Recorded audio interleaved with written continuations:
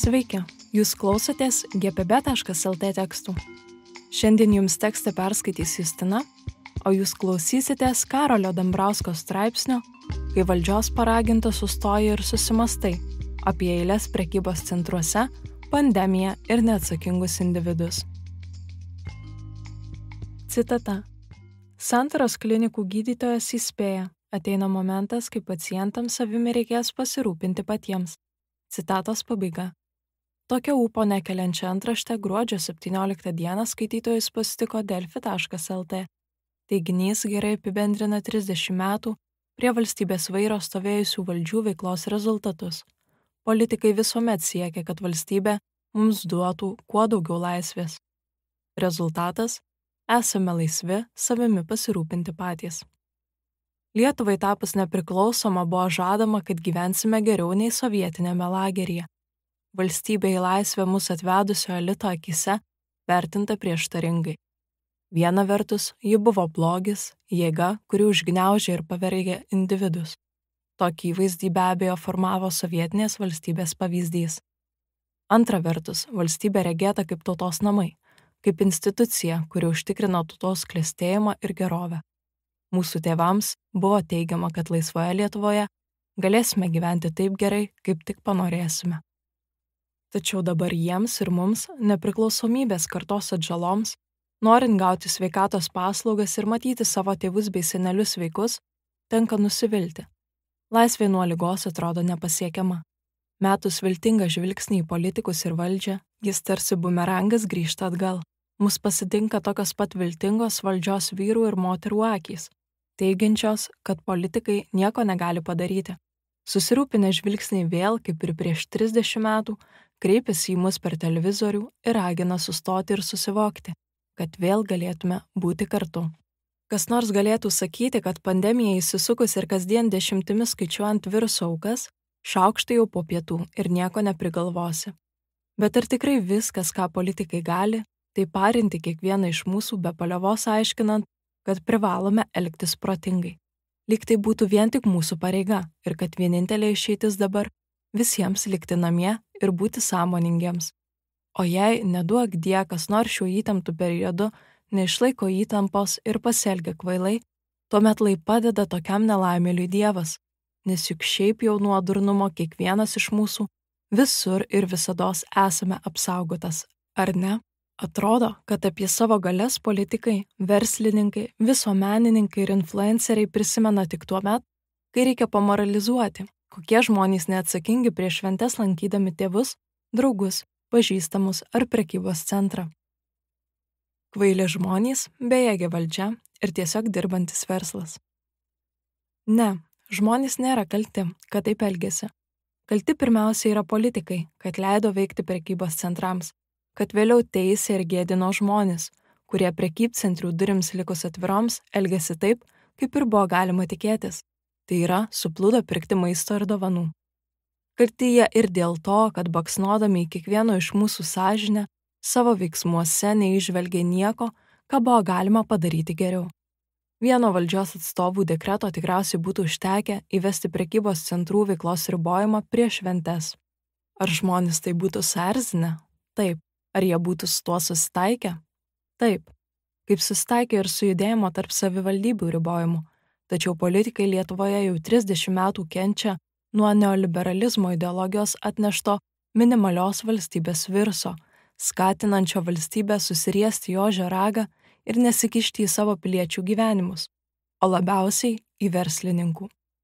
Tuo tarpu verslas Lietuvoje yra kaži kokia šventa karvė.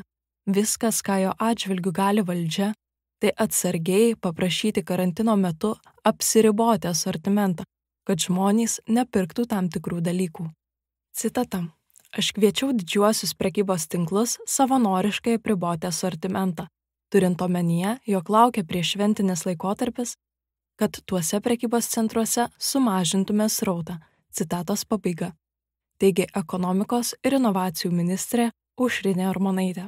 Prekybininkų atstovai ministrai mandagiai atsakė, kad taip nieks nedaro ir iš viso, what the fuck, kokie čia nurodymai iš viršaus, juk žmonės turi teisę nusipirkti dalykų, o gal verslui palankumo neslepianti Laisvės partijos pirmininkė ir neketino imtis ko nors daugiau, nei paraginti prekybininkus bent jau maro metu baigti kalt pinigėlį.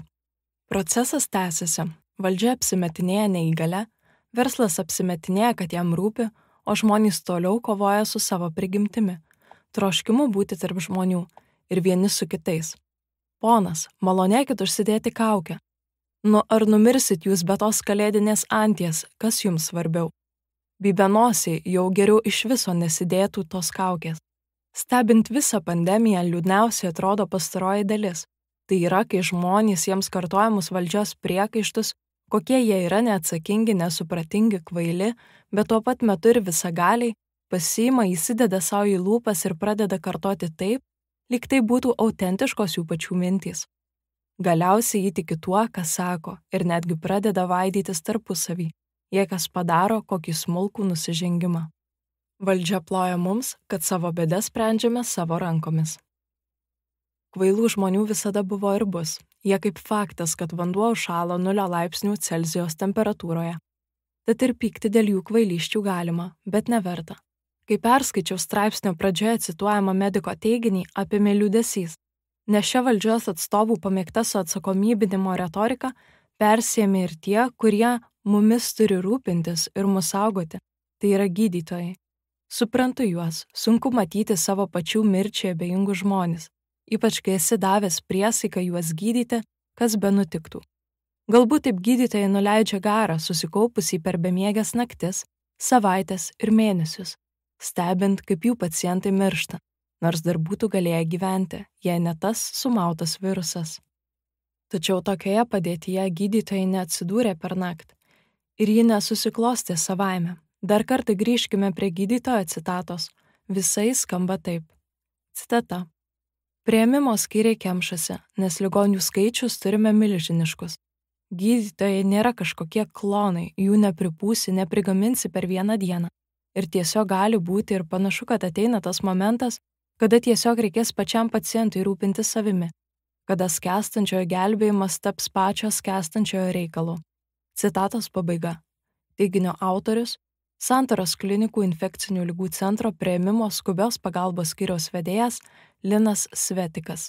Vilniaus universiteto ligoninė Santaros klinikos didžiausia gydymo įstaiga Lietuvoje.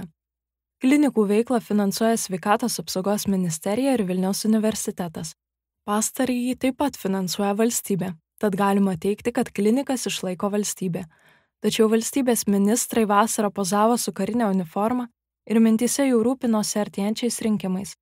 Rinkimus laimėjusi valdžia galėjo suvaldyti eilės prekybos centruose, suvaldydama stambiuosius prekybininkus.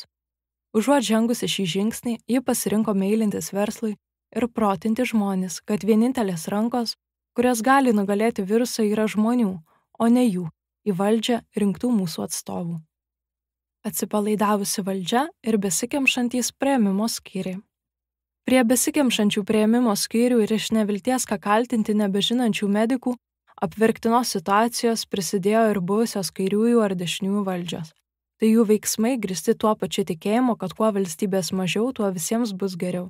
Privedė prie to, kad šiandien ligoninėse trūksta personalo, o esamas arba jau garbaus amžiaus, arba dirba už katino ašaras, arba iš pareigos jausmo, kuriuo valdžia sėkmingai naudojasi. Neseniai pasigirdo būgštavimų, kad nauja, užkrečiamesnė COVID-19 viruso forma iš Jungtinės karalystės jau galėjo pasiekti ir Lietuvą. Tačiau ar būtent taip nėra nutikę, šalies mokslininkai kol kas pasakyti negali, nes nuolatinė SARS-CoV-2 stebėsena Lietuvoje neatliekama. Pavienius brangius tyrimus universitetai finansuoja iš savo lėšų, o mokslininkai viruso genomo tyrimus atlieka laisvalaikiu. LRT žurnalistės Lauros Adomavičienės teigimu, tokie labdaros valstybėje atliekami, citata, mokslininkų tyrimai puikiai atskleidžia Lietuvoje įsisenėjusią problemą. Kilus pandemijai ar ekologinėms katastrofoms, jų padariniai šalinami savanorių ir entuziastų, kurie aukoja savo laiką ir lėšas valstybei gelbėti pastangomis. Citatos pabaiga. Tai, kad žmonių saugumas yra pačių žmonių reikalas, kaip GPB rašė anksčiau, žmonės girdėjo ir padangų gaisro Alytuje metu. Žinoma, valdžios atstovai mums galėtų atsakyti, kad mes norime geresnių valstybinių sveikatos paslaugų, tačiau pinigų nėra. Prie tokios retorikos 30 metų mus pratina niekaip tų pinigų nerandantys politikai. Bėda ta, kad visą tą laiką politikai jų net nebandė ieškoti. Mes žinome, kad valdžia turi instrumentus ir priemonės, kurie su krize jai leistų tvarkytis greičiau ir efektyviau. 14 vyriausybės ministrų apsisprendimas įvesti griežtesnius karantino ribojimus lengvesnė užduotis nei kelių milijonų žmonių įtikinimas, kad šie liktų namie. Mes taip pat žinome, kad šis valdžios demonstruojamas neveiklumas, neseniai naujasis sveikatos apsaugos ministras Arūnas Dulkys pareiškė, kad Lietuva neseks Latvijos pavyzdžių ir komendanto valandos neįvedinės, nes jo pasąmonė nepriima šio žodžių junginio. Yra išmoktas ir sąmoningas, o taip pat dažnai ir naudingas verslui. Nedidinti mokesčių, neriboti veiklos, leisti užsidirbti net ir sunkiausiu visuomeniai periodu. Tačiau jei valstybė ir turi kokią nors funkciją, tai neaiškinti mums, kokie mes gudrūs ar kvaili, o padėti mums su tokiomis krizėmis kaip COVID-19 pandemija. Tvarkytis ne kiekvienam paskirai, kaip kas išmano, o drauge. Valstybė tai savotiškas draudimas nelaimės atveju. Protingas visų šalies gyventojų elgesys kovoje su virusu svarbus, tačiau jis gali būti nebent gera vyšnia ant pandemijos suvaldymo torto.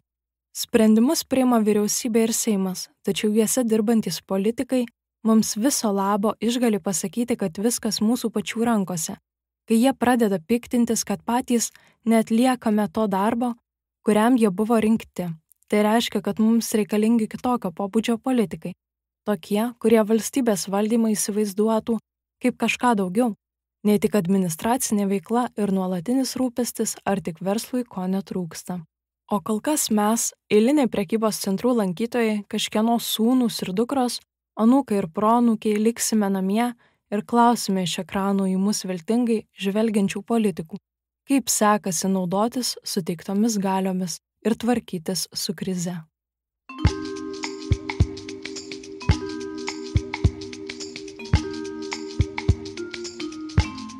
Ačiū, kad klausėtės. Daugiau įrašų galite rasti YouTube, Spotify ir kitose tinklalaidžių platformose. Taip pat Gyvenimas per brangus galite paremti PayPal arba Patreone.